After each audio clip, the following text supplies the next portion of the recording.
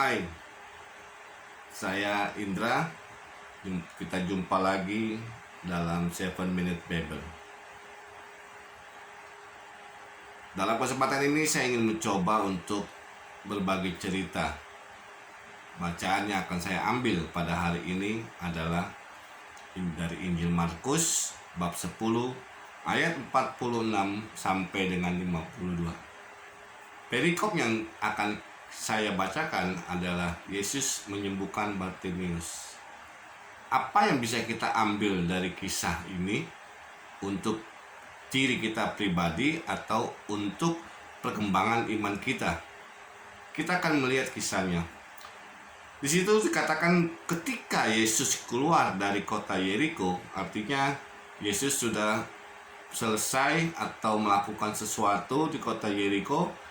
Yesus lalu melanjutkan perjalanan dan bersama dengan murid-muridnya, dan orang banyak berbondong-bondong mengikuti dia. Tampak di situ ada seorang pengemis buta yang bernama Bartimeus.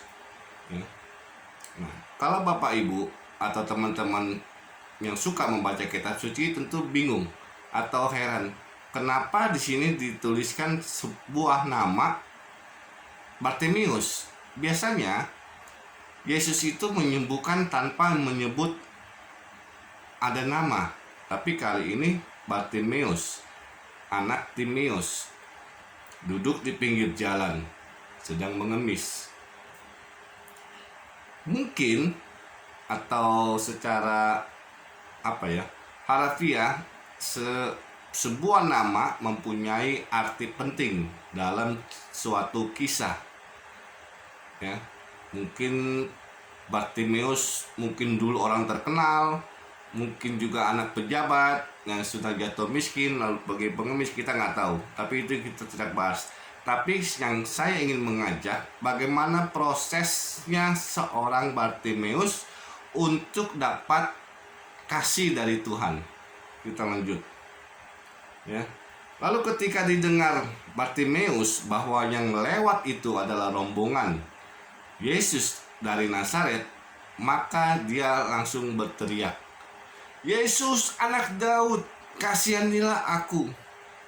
Nah, orang banyak yang ada saat itu menyuruh diam.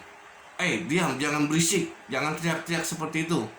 Tapi semakin dihalangi, Bartimeus tetap berteriak dengan kencang sekali, "Anak Daud, kasihanilah aku."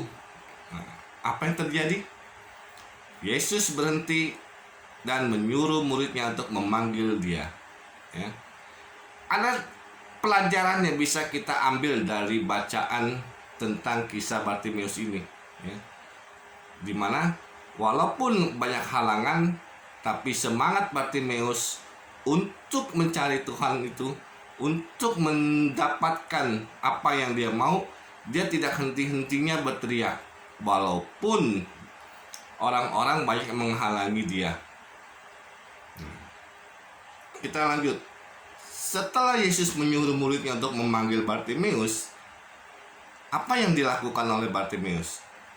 Di sini dikatakan banyak orang menunggu. Ayat 49, lalu Yesus berhenti dan berkata, "Panggillah dia." Dan orang-orang memanggil Bartimeus itu untuk menguatkan hatinya. Lalu, "Berdirilah, karena Tuhan memanggil kamu." Ya. Lalu apa yang dilakukan Bartimeus? Lalu ia menanggalkan jubahnya, ia segera berdiri dan pergi mendapatkan Yesus.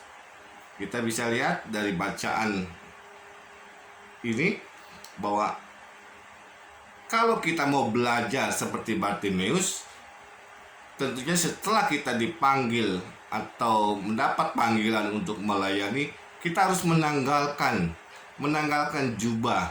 Mungkin jubahnya itu kan kalau orang miskin atau orang pengemis itu merupakan harta satu-satunya yang bisa menjadi modal untuk dia meminta-minta, ya kan? Nah, itu ditanggalkan, dibuang. Jadi segala atribut yang ada pada dia itu dibuang. Nah, ini mau mengajarkan kita sebetulnya kalau kita mau dipanggil untuk melayani, kita pun harus berani untuk menanggalkan segala yang kelekatan dalam diri kita. Kita mau berani terjun untuk menolong sesama. Ya. Tanya Yesus kepadanya, "Apa yang kau kehendaki supaya aku perbuat bagimu?"